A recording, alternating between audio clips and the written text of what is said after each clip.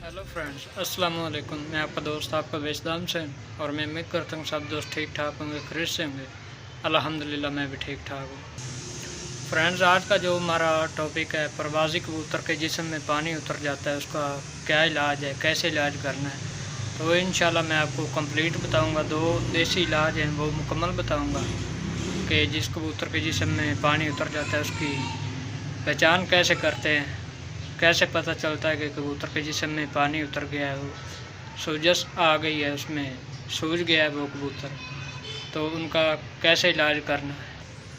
तो आगे बढ़ने से पहले सब दोस्तों से गुजारिश है कि हमारे चैनल कबूतर ऑफिशियल को सब्सक्राइब नहीं किया तो सब्सक्राइब कर दें, और साथ बेल आइकन का बटन भी आल पर लगा दें ताकि कोई भी वीडियो मैं अपलोड करूँ तो उसका नोटिफिकेशन आप तक पहुँच सके। तो एक दोस्त ने मैसेज किया था वॉइस पे, बुरा व्याड़ी से, मेरा ख्याल है वो यासर अली उसका नाम है। उसका प्रवासी कबूतर सूज गया, जिसम में पानी उतर गया। उसको तो मैंने इलाज वगैरह बता दिया, मगर मैंने सोचा इस टॉपिक पर भी एक वीडियो बना दूं। पहले मेरा ख्याल इस टॉपिक पर एक भी वीडियो नहीं है, तो जिनको नहीं पता उन तक भी पहुंचा दूं ये नुस्खा जात, ये तरीक़ाकार, ये इलाज। तो तरीक़ाकार मैं बताने वाला हूँ, आप नोट कर लें। दोस्त, आपको अज्जा चाहिए। पहली जो लाल मिर्च, घर की पीसी हुई लाल मिर्च, दोरी की पीसी हुई, वो चाहिए आपको। और दूसरे नंबर पे बड़ा शहद चाहिए, बड़ा शहद।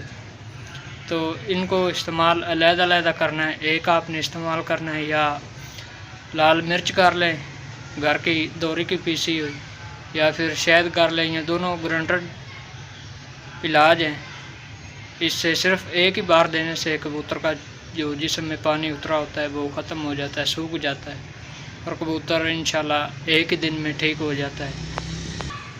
तो इनको आपने इस्तेमाल कैसे करना है, कैसे कबूतर को ये जो शहद मैंने बड़ी शहद बताई है वो कैसे देनी है, जो लाल मिर्च पीसी हुई वो कैसे देनी है, इसके साथ क्या देना है, तो आगे मैं कंप्लीट बताऊंगा। तो एक दोस्त ने मुझे व्हाट्सएप पर वॉइस की है, मैसेज किया है कि सदाम भाई, जो आप नुस्खा जात बता रहे हैं ये आप इस्तेमाल करते हैं, आपके गारंटेड है। तो अल्हम्दुलिल्लाह भाई, इस चैनल पर जितने भी नुस्खा जात बताए गए हैं ना, वो बिल्कुल परफेक्ट हैं और सब नुस्खे काम करते हैं। तो आप जो बिना किसी डर के, बिना झिझक आप उन्हें इस्तेमाल कर सकते हैं, ऐसा कोई मसला नहीं।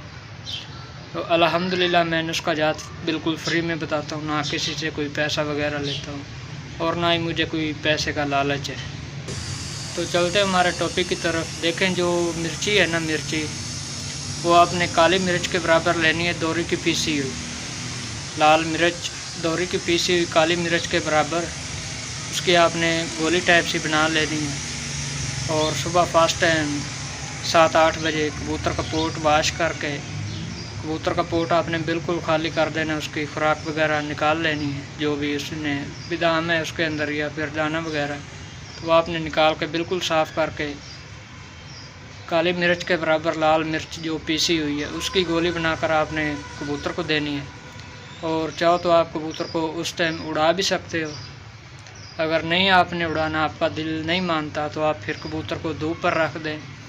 2-3 घंटे धूप पर जब रखेंगे तो पानी उसका जिस्म का ख़त्म हो जाएगा, खुश्क हो जाएगा, कबूतर ठीक हो जाएगा। अगर आप उड़ाओगे भी तो फिर भी वो ज़ोर वगैरह लगाएगा और तलखी मनाएगा, उसका जो जिस्म में पानी उतरा हुआ है वो ख़त्म हो जाएगा। ऐसा ही तरीक़ाकार दूसरा भी है, मगर उसमें आपने कबूतर को उड़ाना नहीं, सिर्फ शहद के, बड़ी शहद के 2 से 3 कतरे आपने देने हैं, और कबूतर को धूप पर रख देना 2 से 3 घंटे। इससे भी पानी जिस्म का खुश्क हो जाएगा, कबूतर ठीक हो जाएगा।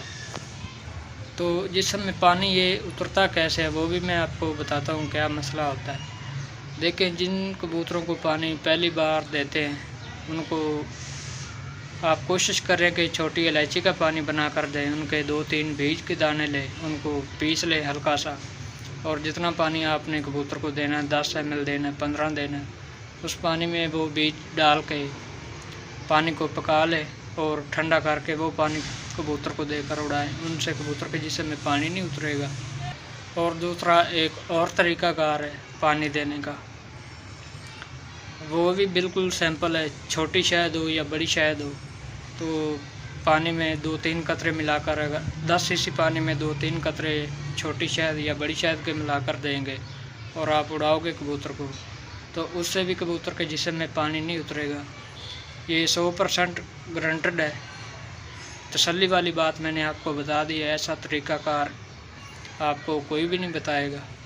तो जो पहली दफ़ा कबूतर को पानी देते हैं या पानी बहुत ज़्यादा देते हैं, 40-50 ml पानी देते हैं, तो पानी ज़्यादा होने की वजह से भी कबूतर के जिस्म में पानी उतर जाता है। और जो पहली दफ़ा पानी देते हैं कबूतर को, देखें जब पहली दफ़ा पानी दें तो ज़्यादा से ज़्यादा 10 ml दें, वरना इससे भी कम दें। 10 ml बहुत ज़्यादा होता है जब पहली दफ़ा कबूतर को पानी देना होता है, तो इससे भी कम दें, 5-6 ml बस इतना पानी दें पहली दफ़ा। और इस रूटीन की आप आदत बना लें कि जब आपने कबूतर को पहली दफ़ा पानी देना है, उठवाना है, तो 5 या 6 ml पानी उन्हें छोटी शहद वाला बना कर दें। अगर छोटी शहद नहीं तो बड़ी शहद वाला बना कर दें। और जो वो भी नहीं मिल रही आपको, दोनों शहद ही नहीं मिल रहा है, तो फिर छोटी इलायची के बीज वाला पानी बना कर दें। इनसे कबूतर जो सूखता नहीं, जिस्म में पानी नहीं उतरता। तो फ्रेंड्स, अब हमें इजाज़त दीजिए, अब हम किसी नए टॉपिक, नए नुस्खे के साथ मिलेंगे। तब तक के लिए अल्लाह हाफ़िज़, अस्सलामु अलैकुम।